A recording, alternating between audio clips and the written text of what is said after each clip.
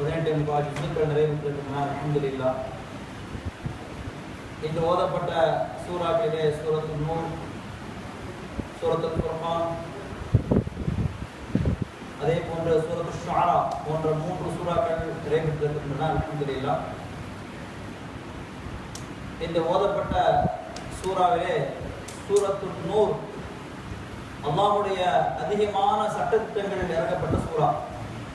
இந்த சூறாக்களிலே அதிகமான விஷயங்கள் சொல்லப்பட்டிருக்கின்றன.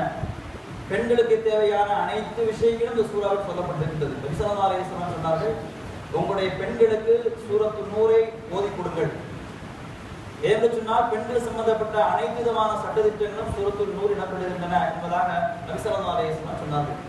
அந்த அடிப்படையில் பார்க்கும் பொழுது அல்லாஹ் தஆலா கூறுகிறார், யா அய்யுஹல்லதீன ஆமனூ லா ததுகுலூ புயூதன் கைர புயூதிக்கும் ஹத்தா தஸ்தஅனிஸூ துஸல்லிமூ அலா அஹ்லிஹா. அல்லாஹ் தஆலா இன்று ஓதப்பட்ட சூறாவிலே சூரத்துல் நூரில் 27வது வசனத்தை அல்லாஹ் குறிப்பிடுகின்றார், ஓ ஈமான் கொண்ட மக்களே, உங்கள் அல்லாத பிற வீடுகளில் நீங்கள் நுழைய நாடினால் அந்த வீட்டாரிடத்திலே சலாம் சொல்லி அனுமதி பெறாத வகையில் நீங்கள் உள்ளே நுழைய வேண்டாம் என்று அல்லாஹ் சொல்கின்றார். நீங்கள் அடுத்த வீட்டுக்கு சென்றால் அந்த வீட்டிற்கு முதலாவதாக சலாம் அந்த வீட்டாருக்கு சொல்லி அந்த வீட்டார் அனுமதி தராத வரையிலும் நீங்கள் உள்ளே சென்று விட வேண்டாம் என்பதாக அல்லாஹ் தஆலா ஒரு சட்டத்தை இறக்கின்றார். கண்ணியமிக்கவர்களே, இந்த குர்ஆன் இருக்கின்றதே, இந்த குர்ஆன் என்பது வெறும் வணக்கத்தை மட்டும் சொல்லி தரவில்லை. அல்லாஹ்வை வணங்க வேண்டும், ஜக்காத் கொடுக்க வேண்டும், ஹஜ் செய்ய வேண்டும் என்று மட்டும் நிப்பாட்டவில்லை. ஒரு மனிதனுடைய தன் வாழ்க்கையிலே எதையெல்லாம் செய்ய வேண்டும் என்பன்ற போன்ற பல விஷயங்களை சொல்லி காட்டுகின்றது. மற்ற மதம் இருக்கின்றதே, அல்லாஹ் இறைவனை கடவுளை நெருங்குவது எப்படி, கடவுளை எப்படி அறிந்து கொள்வது என்ற போன்ற விஷயத்தை தான் சொல்லி தரும். ஆனால் இஸ்லாம் இருக்கின்றதே, அன்றாட வாழ்க்கையிலே ஒரு மனிதன் எதையெல்லாம் செய்ய வேண்டும், அந்த மனிதனுக்கு எதெல்லாம் தேவை இருக்கின்ற போன்ற பல விஷயங்கள் அல்லாஹ் தஆலா குர்ஆன் மூலமும் நபி ஸல்லல்லாஹு அலைஹி வஸல்லம் அவர்கள் நமக்கு சொல்லி தந்திருக்கிறார்கள். அந்த அடிப்படையில் பார்க்கும் பொழுது சலாம் இருக்கின்றதே மிக முக்கியமான ஒரு விஷயம். ஒரு மனிதனை இன்னொரு மனிதனை சந்தித்து தன் அன்பான வார்த்தையை வெளிப்படுத்துவதற்காக வேண்டி அல்லாஹ் ஏற்படுத்தப்பட்ட ஒரு விஷயம் சொன்னா சலாம். குர்ஆனில் நாம் பார்க்கின்றோம், வைதா ஹய்யிதும் பிதஹிய்யத்தின் ஃபஹய்யு பிஅஹ்ஸன மின்ஹா வதுஹா. மனிதர்களே, ஈமான் கொண்ட மக்களே, நீங்கள் ஒரு மனிதனை ஒரு முக்கியமான ஒரு மனிதரை சந்தித்தால் அவருக்கு நீங்கள் சலாம் சொல்லுங்கள். உங்களுக்கு சலாம் சொல்லப்பட்டால் அந்த சலாமுக்கு நீங்க என்ன செய்யுங்க, அழகான முறையை பார்த்து நீங்கள் அழகான முறையை சலாம் பார்த்து பதில் சொல்லுங்கள். அப்படி தெரியவில்லை என்று சொன்னால் ஒரு தூஹா, அதற்கு நீங்க அவர் என்ன சொன்னாரோ அதையே நீங்க திருப்பி சொல்லுங்க என்று அல்லாஹ் சலாம் சொல்லுகின்றார். உங்களுக்கு அழகான ஒரு சலாம் சொல்லப்பட்டால் நீங்கள் அதை விட உயர்தரமான வார்த்தையை சொல்லுங்கள் பதிலாக. அப்படி இல்லை என்று சொன்னால் நீங்கள் திருப்பி என்ன செய்யுங்க, அவர் சொன்ன பதிலே நீங்கள் சொல்லுங்க என்று அல்லாஹ் சொல்லிட்டு காட்டுகிறார். இந்த அடிப்படையில் பார்க்கும் பொழுது ஒரு அழகான ஒரு நடைமுறை அல்லாஹ் இந்த மக்களுக்கு மத்தியில் தந்திருக்கின்றார். ஒரு மனிதர் இன்னொரு மனிதரை, முஃமினான ஒரு மனிதர் இன்னொரு முஃமினான மனிதரை சந்திக்கும் பொழுது முதலாவதாக அஸ்ஸலாமு அலைக்கும் வரஹ்மத்துல்லாஹ் என்று சொல்ல வேண்டும் என்ற போன்ற ஒரு நடைமுறையை அல்லாஹ் தஆலா ஏற்படுத்துகின்றார். கண்ணியமிக்கவர்களே, இந்த சலாம் இருக்கின்றதே, இந்த சலாம் என்கிற வார்த்தை அல்லாஹ் தஆலாவுடைய 99 திருநாமங்களில் உண்டான ஒரு வார்த்தை தான். முதலாவதாக ஹஜ்ரத் ஆதம் அலைஹிஸ்ஸலாம் அவர்கள் படைக்கப்பட்டு அல்லாஹ் தஆலா சொன்னானா, ஓ ஆதமே, நீங்கள் சென்று அவர் இருக்கின்றார்களே மலக்குமார்கள், அந்த மலக்கிடத்தில் நீங்க என்ன செய்யுங்க, ஃபர்ஸ்ட் நீங்க சலாம் சொல்லுங்க. நீங்க சலாம் சொன்னதுக்கு பின்னால அவங்க உங்களுக்கு என்ன பதில் சொல்றாங்களோ அதுதான் உங்களுக்கும் உங்களுடைய சந்ததியினருக்கும் ஒரு காணிக்கை என்பதாக அல்லாஹ் தஆலா சொன்னான். ஆதம் அலைஹிஸ்ஸலாம் அவர்கள் எழுந்து சென்று மலக்கிடத்திலே சொன்னார், அஸ்ஸலாமு அலைக்கும். அதற்கு மலக்குமாரெல்லாம் சேர்த்து அஸ்ஸலாமு அலைக்கும் வரஹ்மத்துல்லாஹ் என்று சொன்னார்கள். அல்லாஹ்வுடைய சாந்தியும் சமாதானம் உங்களுக்கு உண்டாகட்டுமாக, அல்லாஹ்வுடைய ரஹ்மத்தும் உங்களுக்கு உண்டாகட்டுமாக என்பதாக மலக்குகள் எல்லாம் சொன்னார்கள் என்று நம்ம ஹதீஸிலே பார்க்கின்றோம். நபி ஸல்லல்லாஹு அலைஹி வஸல்லம் சொன்னார்கள், அஸ்ஸலாமு கப்லல் கலாமி. நீங்க எந்த ஒரு வார்த்தையை ஆரம்பித்தாலும் ஆரம்பிப்பதற்கு முன்னாலே நீங்க சலாம் சொல்லிக் கொள்ளுங்கள், அஸ்ஸலாமு அலைக்கும் வரஹ்மத்துல்லாஹ். அதே போன்று ஒரு விஷயத்திலிருந்து நான் விடைபெறக்கூடிய நேரத்திலும் நீங்க சலாம் சொல்லிக் கொள்ளுங்கள், அஸ்ஸலாமு அலைக்கும் வரஹ்மத்துல்லாஹ். சென்று வருகிறேன், எந்த ஒரு காரியத்தை முடிவுற்றதா இருந்தாலும் சரி, அதான் பார்க்கின்ற தொழுகையிலே சலாம் சொல்லி நாம் தொழுகை நிறைவேற்றுகிறோம். தொழுகையுடைய கடைசியிலே அஸ்ஸலாமு அலைக்கும் வரஹ்மத்துல்லாஹ், அஸ்ஸலாமு அலைக்கும் வரஹ்மத்துல்லாஹ் என்ற சலாம் சொல்லி நிறைவேற்றிக் கொள்கிறோம். அதே போன்று சலாம் இந்த வார்த்தை இருக்கின்றது சொர்க்கத்துடைய ஒரு முக்கியமான ஒரு பொக்கிஷம். சொர்க்கத்திலே சொர்க்கவாசிகள் அனைவருமே சொல்லக்கூடிய ஒரு வார்த்தை என்று சொன்னால் சலாம். அஸ்ஸலாம், அஸ்ஸலாமு அலைக்கும், அஸ்ஸலாமு அலைக்கும். அல்லாஹ் தஆலா சொர்க்கவாசிகளை பார்த்து சலாம் சொல்வார். மலக்குகள் சொர்க்கவாசிகள் உள்ளே அழைக்கும் போது சலாம் சொல்லிதான் உள்ளே அழைப்பார்களாம். நாம் குர்ஆனிலே பார்க்கின்றோம், வனாது அஸ்ஹாபல் ஜன்னதி அஸ்ஸலாமு அலைக்கும் நதுகுலுஹா மின்மஅூன். ஆராஃப் வாசிகள் இருந்தார்கள், சொர்க்கவாசிகளையும் நரகவாசிகளுக்கும் மத்தியிலே ஒரு தடுப்பிலே ஆராப்பு சொல்லக்கூடிய ஒரு சிலர் இருப்பார்கள். அவர்கள் அதிகமாக நன்மை செய்திருக்க மாட்டார்கள், அதிகமாக பாவம் செய்திருக்க மாட்டார்கள். அவர்கள் அதிகமாக நன்மையின் காரணமாக சொர்க்கத்துக்கு போக முடியாது, நரகத்துக்கு போக முடியாம ஒரு நடுநிலையில இருப்பாங்க. அவங்க ஆராப்பாசிகள். ஆனா அவங்க இருக்கக்கூடிய அவங்க சொர்க்கத்துக்கும் நரகத்துக்கும் மத்தியில் இருப்பாங்க. அவங்க ஒரு தடுப்பு சுவர். ஆனா அவங்க ரெண்டு பேருமே பார்ப்பாங்க. நரகத்துல மக்களையும் பார்ப்பாங்க, சொர்க்கத்துவாசிகளையும் பார்ப்பாங்க. நரகவாசிகளை பார்க்கும்போது அல்லாஹ் பாதுகாப்பு தருவாங்க. யாரெல்லாம் நல்ல வேலை இந்த மாதிரி மக்களோட நீ சேர்க்காம ஆகிட்டியா, உனக்கே புகழ்ச்சி அல்லாஹ், இவங்கள்ட்ட பாதுகாத்துட்டியா அல்லாஹ் என்பதாக அல்லாஹ் புகழ்ந்துட்டு சொர்க்கத்தின் பக்கம் சொர்க்கவாசியை திரும்பி பார்க்கும்பொழுது சொல்லுவாங்களாமா, அஸ்ஸலாமு அலைக்கும், உங்கள் மீது சலாம் உண்டாகட்டுமாக.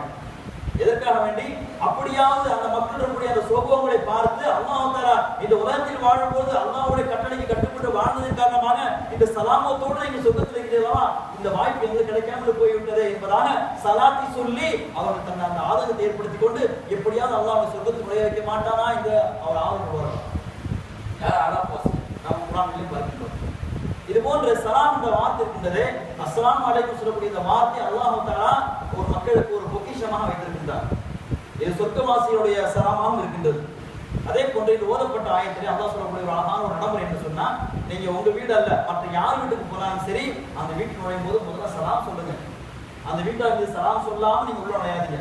சலாம் சொல்லி பதில் கிடைத்தால் தான் நீங்க நுழைய வேண்டும் என்பதாக அல்லாஹ் தஆலா குறிப்பிட்டு காட்டுகிறார். நபி ஸல்லல்லாஹு அலைஹி வஸல்லம் அவர்களுக்கு ஒரு மனிதர் வருகிறார். வந்து அதுகுலு யா முஹம்மத், நான் உள்ளே நுழையலாமா என்பதாக கேட்கும்போது நபி ஸல்லல்லாஹு அலைஹி வஸல்லம் என்ன பண்ணாங்க, பக்கத்துல ஒரு சஹாபி அழைச்சாங்க. அவர் ஃபர்ஸ்ட் வீட்டுக்கு முன்னால சலாம் சொல்லுவார் சொல்லுங்க. இந்த செய்தி அவர் கேட்ட காது விழுந்துருச்சு. உடனே அவங்க சொன்னாங்க, அஸ்ஸலாமு அலைக்கும் யா ரசூலல்லாஹ், உங்கள் மீது சலாம் காட்டு, நான் இப்போ உள்ள வரலாமா, அதுகுலு நான் உள்ளே நுழையலாமா? உடனே சொன்னாங்க நபி ஸல்லல்லாஹு இப்போ உள்ள வாங்கன்னு சொன்னாங்க. ஒரு வீட்டுக்குள் நுழையும் போது முதலாவதாக சலாம் சொல்லி நுழைங்க என்பது ஒரு நடைமுறை நபி ஸல்லல்லாஹு அலைஹி வஸல்லம் பற்றி காட்டினார்கள்.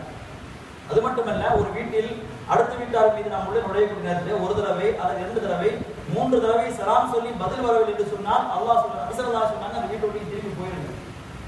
நபி ஸல்லல்லாஹு அலைஹி வஸல்லம் அவங்க சஅத் ரலியல்லாஹு தஆலா வீட்டுக்கு போற தேவையா போறாங்க. போய் அந்த வீட்டுக்கு முதல்ல சலாம் சொன்னாங்க, அஸ்ஸலாமு அலைக்கும். அந்த சலாத்தை உள்ளே இருக்கக்கூடிய சஅத் ரலியல்லாஹு தஆலா கேட்டு போடுறாங்க. அமைதியா இருந்து பதில் சொல்றாங்க. மறுபடியும் அஸ்ஸலாமு அலைக்கும் என்று நபி ஸல்லல்லாஹு அலைஹி வஸல்லம் 3 தடவை சொல்றாங்க. 3 தடவை சலாம் சொல்லிங்க பதில் வரல. நபி ஸல்லல்லாஹு திரும்பிறாங்க. உடனே சஹாபி ஓடி வர்றாங்க. ஓடி வந்து ரசூலுல்லாஹி ஸல்லல்லாஹு அலைஹி வஸல்லம் கையை பிடிச்சு, யா ரசூலல்லாஹ், உங்களுடைய சலாம் எனக்கு ரொம்ப தேவை, நீங்க சொன்ன சலாம் என் காதுல விழுந்துச்சு. அப்ப நபி ஸல்லல்லாஹு அலைஹி வஸல்லம் சொன்னாங்க, சஅதே நீங்க வீட்டுக்குள்ள தான் இருந்தீங்களா, நான் உங்களுக்கு 3 தடவை சலாம் சொன்னேனே, யா ரசூலல்லாஹ், உங்களுடைய சலாமை நாங்கள் எப்படி அதை விட்டு விடுவது, உங்களுடைய சலாம் ஒரு பெரிய பரக்கத்து இருக்கின்றது, அந்த துஆவை நாங்கள் எப்படி பெற்றுக்கொள்வது, எங்கள் குடும்பத்திற்கும் எங்களுக்கும் உங்களுடைய துஆ மீண்டும் மீண்டும் வேண்டும் என்பதற்காக யா ரசூலல்லாஹ் நான் உள்ளே அமைதியாக நின்று கொண்டிருந்தேன் என்று சொன்னார்கள். நபி ஸல்லல்லாஹு அலைஹி வஸல்லம் கையை பற்றி கொண்டு உள்ளே அழைத்து செல்கிறார்கள். உள்ளே உட்கார வைத்து நபி ஸல்லல்லாஹு அலைஹி வஸல்லம் அவர்களுக்கு ஒரு முதிர்ந்த திராட்சை பழத்தை கொடுத்தார்கள். நபி ஸல்லல்லாஹு அலைஹி வஸல்லம் அவருடைய ஒரு அழகான நடைமுறை பாருங்க. நபி ஸல்லல்லாஹு அலைஹி வஸல்லம் அந்த பழத்தை சாப்பிட்டு அவங்களுக்காண்டி துஆ செய்றாங்க. எப்படி துஆ செய்றாங்க? அல்லாஹ்விடத்துல, யா அல்லாஹ், இந்த வீட்டாரிடத்தில் நீ அதிகமான நோன்பு திறக்க வைப்பாயாக, அதே போல் நல்ல மனிதர்களை இந்த மக்களிடத்திலே சாப்பிட செய்வாயாக, அதிகமான மக்கள் நல்ல மனிதர்களை இந்த மக்களிடத்திலே சாப்பிட செய்வாயாக என்பதாக நபி ஸல்லல்லாஹு அலைஹி வஸல்லம் துஆ செய்துவிட்டு மலக்குகள் எல்லாம் இவர்கள் மீது ஸலவாத் சொல்லும்படி செய்வாயாக என்று துஆ செய்கிறார்கள். நல்லா கவனிக்கணும். ஒரு வீட்டை நான் முதல்ல சலாம் சொல்லி உள்ள நுழைந்த ஒரு பக்கம், வீட்டார்கள் எப்படி நடந்து கொள்ள வேண்டும் என்பது நபி ஸல்லல்லாஹு அலைஹி வஸல்லம் வாழ்க்கையில் அழகாக சொல்லி காட்டப்பட்டிருக்கிறது. அந்த சஹாபி ஓடி வந்து நபி ஸல்லல்லாஹு அலைஹி வஸல்லம் கையோடு அழைத்து செல்கிறார்கள். நம்ம வீட்டுக்கு யாராவது விருந்தாளி நான் செய்யணும், அவங்க எந்த அளவுக்கு நம்ம அழைக்க முடியுமோ அந்த அளவுக்கு அழைச்சு உள்ள கொண்டு போகணும். நபி ஸல்லல்லாஹு அலைஹி வஸல்லம் என்ன இருந்துச்சு அதை கொடுத்தாங்க இல்லையா, அதே போல தன்னுடைய வீடுகளில் என்ன இருக்குது அதை நம்ம கொடுக்கணும். எதுவுமே நம்ம மட்டமா நினைக்கக்கூடாது. நம்ம இடத்துல எது இருக்குதோ அதை நம்ம கொடுக்கணும். அதே போல நபி ஸல்லல்லாஹு அலைஹி வஸல்லம் வாங்கி சந்தோஷமா சாப்பிட்டு துஆ செஞ்சாங்களா இல்லையா, அதே போல நமக்கு ஒரு பொருள் கொடுக்கப்பட்டா அது அற்பமாக நினைக்காமல் அந்த மக்களுக்கான துஆ செய்ய வேண்டும் என்ற செய்தியும் நபி ஸல்லல்லாஹு அலைஹி வஸல்லம் சொல்லி காட்டினார். கண்ணியமிக்கவர்களே, இந்த சலாம் அப்படிங்கிற வார்த்தை இருக்கிறது ரொம்ப முக்கியமான ஒரு வார்த்தை. நம் மக்களிடத்தில் அதிகமாக நாம் என்ன செய்யணும், நபி ஸல்லல்லாஹு அலைஹி சொன்னாங்க, உங்களுக்கு மத்தியிலே அதிகமாக நீங்கள் சலாமை பரப்பிக் கொள்ளுங்கள். ஏன்னு சொன்னால் அது உங்களுக்கு மத்தியிலே ஒரு அன்பை ஏற்படுத்துவதற்கு ஒரு காரணமாக இருக்கின்றது நபி ஸல்லல்லாஹு அலைஹி சொன்னாங்க. அப்ப நம்ம யாரை சந்திச்சாலும் முதலாவதாக அஸ்ஸலாமு அலைக்கும் வார்த்தையை பழகிக்கொள்ள வேண்டும். ஏன்னு சொன்னால் அந்த சலாமுடைய வார்த்தையில் அதிகமான நன்மைகள் இருக்கின்றன. அதன் காரணமாக அந்த மக்களுக்கு ஒரு நல்ல ஒரு நன்மைகள் ஏற்படுகின்றது. நபி ஸல்லல்லாஹு அலைஹி வஸல்லம் யாரை பார்த்தாலும் சலாம் சொல்லுவாங்க. ஒரு நடைமுறை அழகா பழகி கொடுத்தாங்க. நபி ஸல்லல்லாஹு அலைஹி வஸல்லம் அவங்க ஒரு போகக்கூடிய நேரத்தில் சின்ன குழந்தைகளை பார்த்தா நபி ஸல்லல்லாஹு அலைஹி வஸல்லம் முந்தி சலாம் சொல்லுவாங்க. நபி ஸல்லல்லாஹு அலைஹி வஸல்லம் சஹாபிகள் யாரை சொல்லலாம், 2 பேர் சந்திக்கிறோம், 2 பேரும் சந்திக்கக்கூடிய இடத்துல யார் முதல்ல சலாம் சொல்லி போடுறது என்று சொல்லும் பொழுது நபி ஸல்லல்லாஹு அலைஹி வஸல்லம் சொன்னாங்க, அல்லாஹ் தஆலா யாருக்கு மிக மேன்மை யாருக்கு அல்லாஹ் நாடுறானோ அவன் தான் முந்தி சலாம் சொல்லி போடுவான்னு சொன்னாங்க.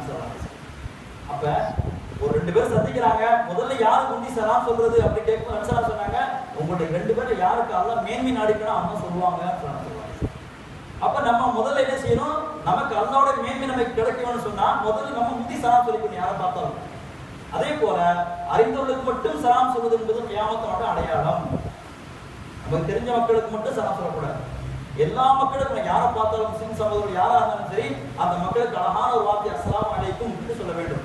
அதே போன்று சலாம் இருக்கின்றது, ஒவ்வொரு சலாமுக்கு ஒவ்வொன்றுக்கு நன்மை அதிகமாக்கப்படுகிறது. நபி ஸல்லல்லாஹு அலைஹி சொன்னாங்க, அஸ்ஸலாமு அலைக்கும் நீங்க சொன்னா 10 நன்மை எழுதப்படுகிறது, அஸ்ஸலாமு அலைக்கும் ரஹ்மத்துல்லாஹ் என்று சொன்னா 20 நன்மை எழுதப்படுகிறது, அஸ்ஸலாமு அலைக்கும் ரஹ்மத்துல்லாஹி பரக்காத்துஹு சொன்னா 30 நன்மை எழுதப்படுகின்றன.